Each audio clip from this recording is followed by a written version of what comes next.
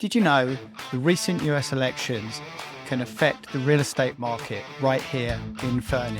From Trump's policies to jumbo rate cuts, find out how it all connects for your buying and selling strategies in this must-hear episode. Welcome to the Property Mindset Podcast, where we explore everything real estate, from market trends to practical strategies for success. Whether you're a buyer or seller, or an inspiring investor, a seasoned professional, or simply someone who loves real estate, this podcast is for you. Okay, Rob, let's kick things off with the US elections and how that can ultimately affect the real estate market here in Fernie. So how do you see the recent US election impacting cross-border inflation and ultimately Fernie's real estate market? Yeah. Hey, thanks, Phil. Thanks for having me back on the podcast. Always great to join you on this. So happy to be here. Lots happening with rates, inflation reporting, Trump becoming the US president. All of those pieces definitely impacting where we're at in Canada. So let's dig into this. The US economy, of course, they have a big impact on Canada's economy and our rates as well. Their inflation came in at 2.6 a couple of weeks ago for October. It was over their goal, which is also 2.0, just like ours. The predictions that they had down there was that it was going to come in at that 2 points. So it was a bit of good news that they hit their mark. Higher would have definitely been bad news for them and for us.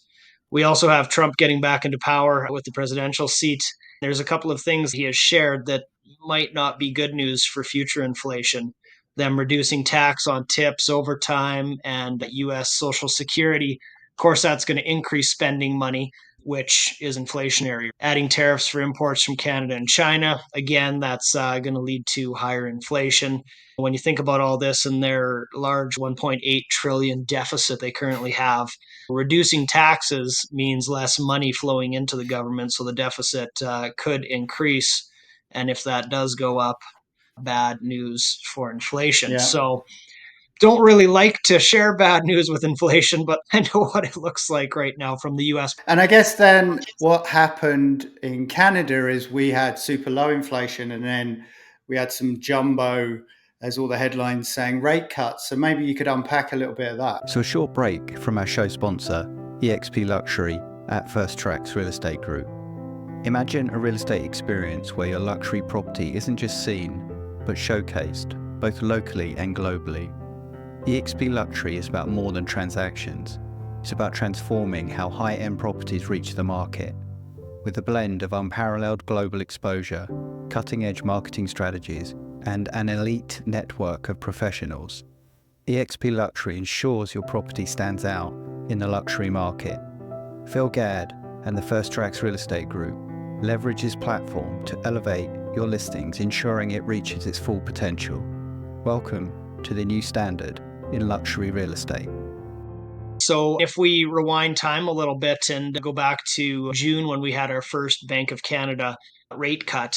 So we saw that in June, and then we saw a few following that, and most recently the jumbo one in October. Overall, the Bank of Canada has cut their rates by 1.25% so far, which has brought variable rates or prime rate down. Most lenders are now at 5.95% for their prime rate as of October 23rd. If you look at economists and what they're forecasting, we have more cuts coming. The next tier is hopefully going to be on December. That's the last Bank of Canada announcement this year. Is it going to be a quarter? Is it going to be a half? Some questions out there about that. And then again in 2025, they're forecasting more. So potentially more good news, right? And we'll see if we get another 0.5 to 1% is kind of the estimates there. But again, that's pretty far into the future. So really hard to say exactly. One thing that I think is really important to mention, and lots of clients, this is a big question that I always get, the Bank of Canada rate cuts, that is directly linked to lenders' variable rates. Okay, so for prime rate mortgages, loans, all that stuff, directly linked to the Bank of Canada rate announcements. However, fixed rates are not linked to the Bank of Canada's rate announcements. Fixed rates are linked to the Government of Canada's bond rates. It might be very similar things that impact those bond rates, like inflation, GDP, the unemployment numbers, all of those things that we've been monitoring very closely. A 0.5 jumbo rate cut like they did in October, we didn't see fixed rates go down by 0.5% at that same time, Mm. right? So they sometimes move similarly, sometimes they move the opposite, sometimes one will move and the other won't, right? So it's important to understand how those two are related in some ways, but in some ways they're not. Because I hate to have clients under the impression that when a variable rate goes down, a fixed rate is going to go down, because that's not the Yeah. case. Some other quick notes on inflation numbers that we've seen in Canada here. Of course, in September's numbers, those were released in October just before that giant cut. And our inflation came in at 1.6, which was awesome news, right? The goal is again to be under 2.0, came in at 1.6. That was lower than predicted. The Bank of Canada liked that, so they gave us a jumbo cut. Now, we just got the data for October's inflation, or CPI, for Canada, and it came in at 2.0, which was, of course, up from September's 1.6. Predictions were that it was going to be up slightly. I think they were saying 1.9. So we're just a bit over that. What's this going to mean for those bond rates that lead to the fixed rates? Is that going to push them up slightly? Probably. Is it going to be enough for us to see a rate increase? Hopefully not, but we'll see what happens to fixed rates as we get closer to December and that December rate announcement on the 11th. We will see what happens.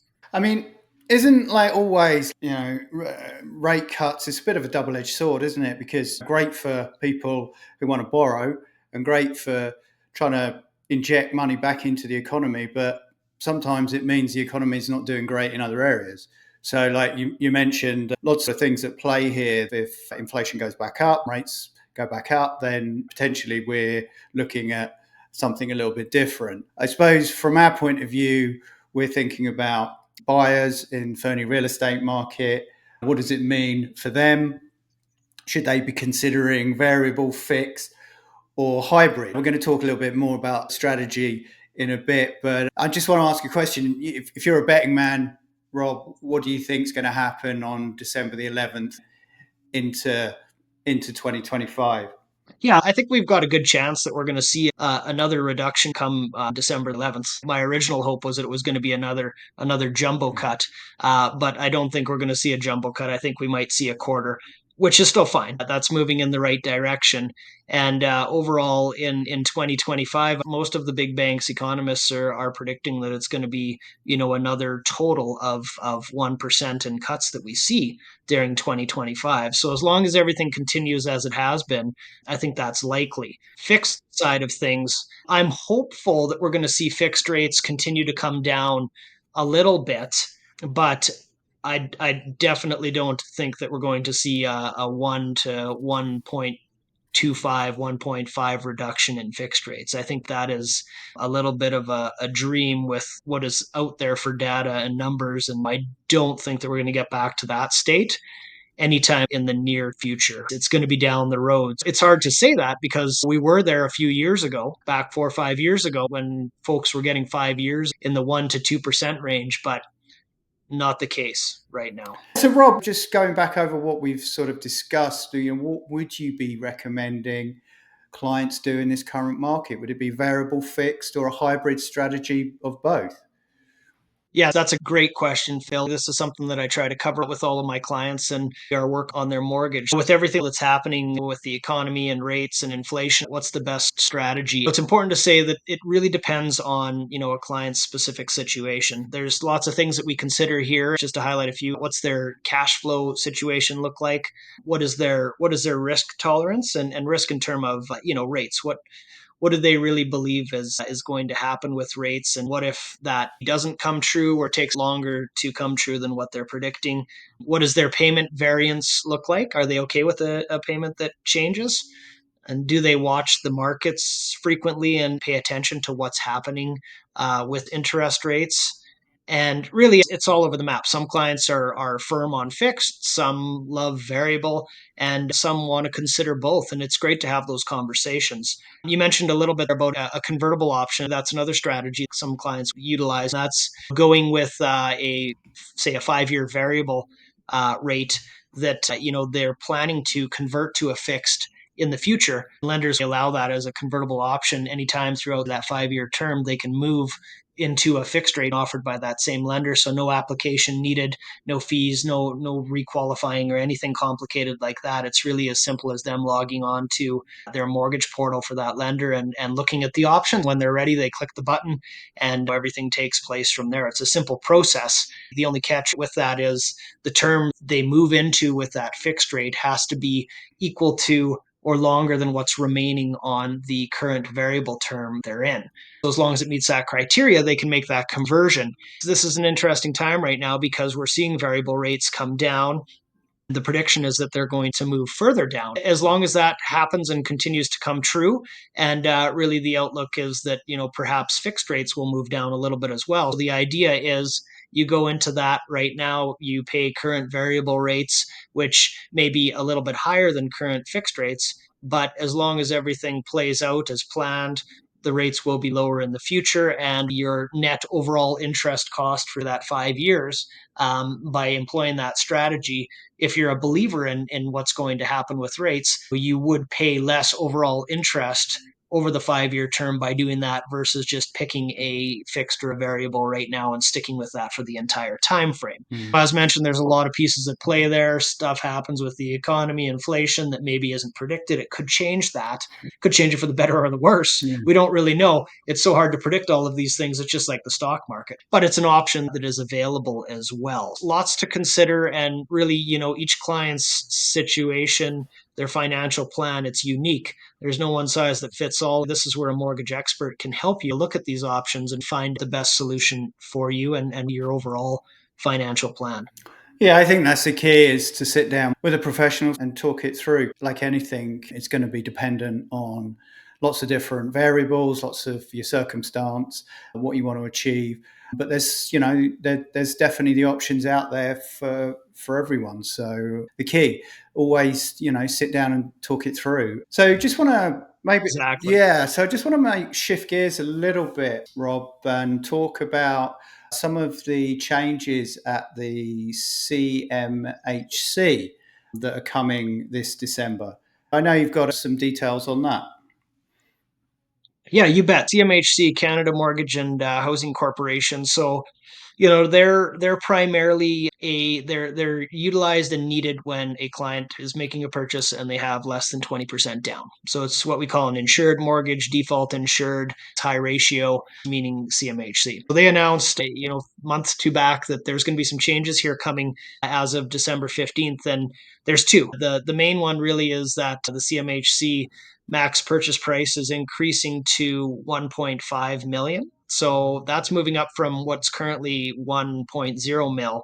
So really what that means is, prior to this change, currently, I guess we would say, then, if you're purchasing a home that is over 1 million, you would need 20% down to make that purchase. So let's make, for example, here, let's say 1.25 million purchase price. You needed 20% down. That would be $250,000 to be able to purchase that house. That would be the minimum down payment to be able to get that property. After December 15th, that change with it moving up to 1.5 mil as the cap. So to purchase a $1.25 million house, you would then only need $100,000. So really, it's quite a significant change, changing that down payment required amount from 250,000 to 100,000 less needed to get into that property. How that down payment is calculated is it's 5% on the first 500,000 and then 10% on the amount above 500,000 up to $1.5 million. In markets where houses are priced higher, Fernie is one of those potentially. This could be an option for those clients that want an insured mortgage that can get into it with a smaller down payment. The other large change coming on December 15th is the 30-year amortization. The 30-year amortization is going to be available to first-time buyers purchasing a newly constructed or an existing home. Okay, so first-time buyers purchasing a new construction or an existing home, and non-first-time buyers purchasing a newly constructed home. Okay, so only non-first time buyers, they're only eligible for newly constructed homes in this 30-year amortization. Now, again, this is for those insured CMHC mortgages, right? So the smaller down payment amount, that's what we're talking about here. To be classified as a first-time home buyer, the government has, a really long worded definition on their website. So I encourage any buyers in this situation to look on there. But really, the short version of it is you're a first time home buyer if you have never purchased a home before. But in the last 4 years, the borrower has not occupied a home as a principal place of residence or their current spouse or common law partner owned. And then finally, the third criteria is, or third option, you need to meet one of these three, remember, is the borrower recently experienced a breakdown of marriage or a common law partnership. So divorce, separation, they would be then eligible again for the first time buyer options. So really, some changes in there that these are all good news stories for potential buyers looking to get into the market because they can do it with less down payment. And if needed, they can go from a 25-year to a 30-year amortization, which lowers that qualifying payment to be able to get in that house. Of course, there's always a negative to that they're going to have a mortgage for 5 more years, more interest that they're going to pay. But if the difference is home ownership sooner rather than later, and the value of that house is going to go up sooner rather than later while they own it, and they're not going to pay more for it, then what's really the better option, right? It's one of those things to explore. Again, mortgage expert can help you look into those options and compare the two, and then you can really make an informed decision from there on what's best for your situation. Great. There's some interesting things coming down the line for Yeah, sure. for sure, right? So some good changes, helping with qualification, all of those pieces. So Yeah, yeah. happy to share those as well. Cool. That's some interesting stuff. It's been an incredible conversation again, Rob. Thanks for joining me. So just before we close, I just want to sort of summarize some points for both buyers and sellers maybe should keep in mind as we head into 2025. And then, yeah, what is the one thing that buyers or sellers in the Fernie real estate market, in your opinion, should be focusing on right now? And one more question before I go: is it a good time to buy? Okay. So, I can answer the second question first. Is it a good time to buy? I very rarely hear stories where somebody says, I wish I would have waited to buy a house. It's always the exact opposite, isn't it? It's like, I wish I should have done it sooner. But again, I'm not saying you should always buy. You need to consider your personal circumstances and your financial picture. You'll know when the right time is. You'll have that feeling, you'll find the right property, it'll be the right one for you for wherever you are in that stage of your life. And when that time comes, then that's the time to move forward. So I think that answers the second piece, in my opinion.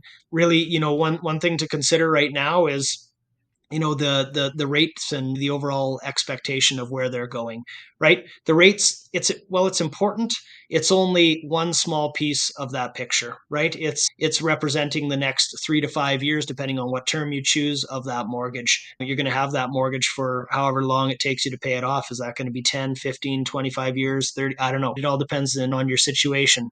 But I think it's surrounding yourself by an expert. You, Phil, would be a great example of this for the real estate portion of it, and myself as a mortgage broker would be the financial part of it, and asking those questions and being confident in whatever decision you're making that it's the right one for you and your current situation. So it's I'm going to say the first answer is finding those experts. Yeah, no, that's great. It's like people always say to me, "Is it a good time to buy?" And I always say, "Yes, it is always a good time to buy, but you need to be prepared. You need to talk to the right people. You need to get all of your ducks in a row. Then it is not only the right time to buy, it's the perfect time to buy, in my opinion. You need to evaluate things. You need to look at the market. You need to look at your financial situation. You need to talk to people like yourself. You need to get pre qualified if you're in a position to have a couple $1 million in the bank, then it's a perfect time to buy as well. But the key is, especially at this time of year, I believe it's one of the best times to buy real estate in the whole year. If you're needing financing, you're 100% pre-approved. If you're a cash buyer, you're in a lucky position. If there's inventory in the market, there's less competition from buyers. When people say, I wish I'd bought 10 years ago, you don't want to be in that position. If you're ready to buy, right now is a perfect time to buy.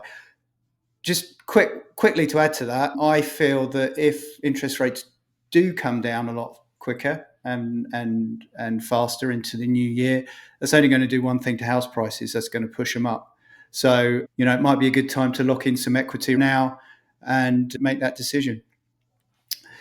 I was going to say exactly that, Phil. If predictions move forward rate wise as what we're hearing, then we're going to have slightly lower rates for 2025. I think that's going to do nothing but throw some gas on the whole real estate market, right? Which is going to make it more competitive. It's going to bring out more buyers, more investors, all of those pieces, which can lead to another layer of competition that wants to buy that house that you want. If you're loving what you're hearing on this podcast, really appreciate if you leave a comment below. Even better, if you want to subscribe, because that helps us grow the channel, which is what we want to do. The more people subscribe, the more people we can help. Rob, what's the best way someone can reach out to you and talk to you about mortgages? Yeah, that's great, Phil. Best way to reach me, I got my website, robbain.ca, or you can email me or call me. All of my contact info is listed on that site. I would say pop in there. Also, we're talking a little bit about pre-approvals and applications. Super easy online application on there. It takes about 10 minutes to complete. If you're thinking about doing something in the future and you want to take that first step to look into options and prepare for it, looking at a mortgage pre-approval is always the first step anybody will recommend. Phil, I know you always recommend that as well to your clients. It's that first step and really exploring what options are available for them and their situation. That's amazing. There'll be all the links below for Rob. So if you need a professional to help you out with some lending, make sure you hit him up. So once again, Rob, thanks very much for joining me, and I'm sure you'll be back very soon. So until then, goodbye. Thank you so much, Phil.